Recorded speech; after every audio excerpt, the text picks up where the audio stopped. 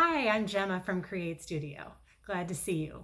Today we're doing a great creating at home recipe. We are making shredded paper that's kind of a modern day paper mache.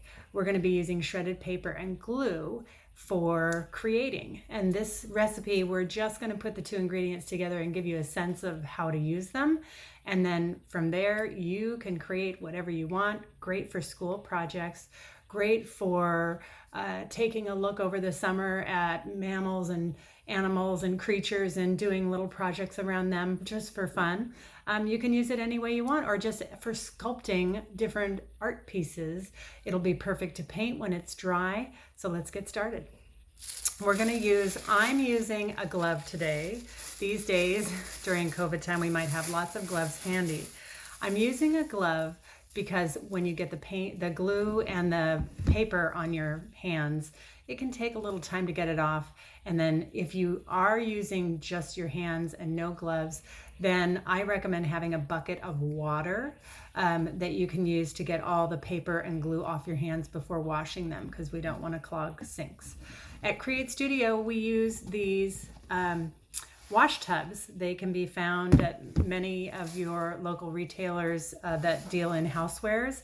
They run about $3 to $2.50 a container, and they're great for a myriad of projects, and they're easy to clean. So we use those for just about every kind of thing we need them for.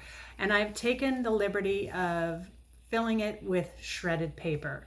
It doesn't really matter the color of your shredded paper, unless that's something that matters to you, because ultimately for a project you're probably going to paint it. So I do a couple handfuls of the shredded paper, and then I'm going to use just regular school glue. It's a washable glue, and we'll use for two sturdy handfuls, big handfuls, we probably use about a quarter cup of glue.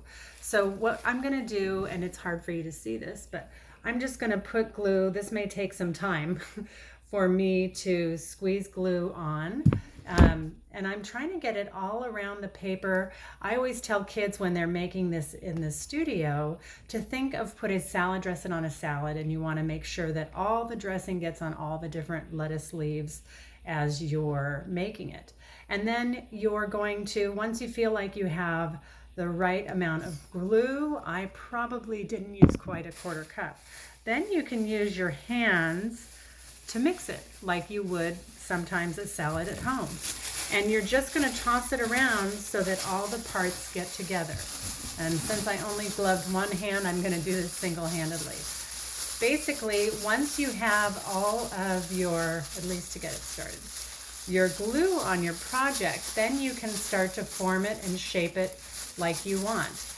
Since it's made of paper, once it's dry, you can kind of trim off the extra pieces that you don't want.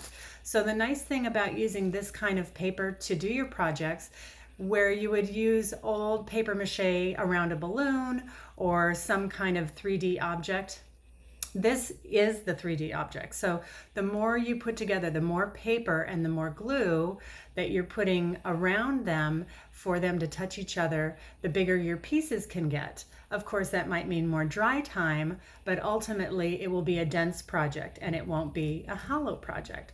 So usually we use these for two seasonal projects. We make little pumpkins out of these in October and November and stick a little branch piece or cork to be the top of it. And then in February, we form them into a heart shape so that it can be like a desktop paperweight made out of paper. So this is the recipe. I will put down the specific ingredients so that you'll have those here. And it's something you can have a lot of fun with this summer. And it's a great way to reuse shredded paper. Enjoy.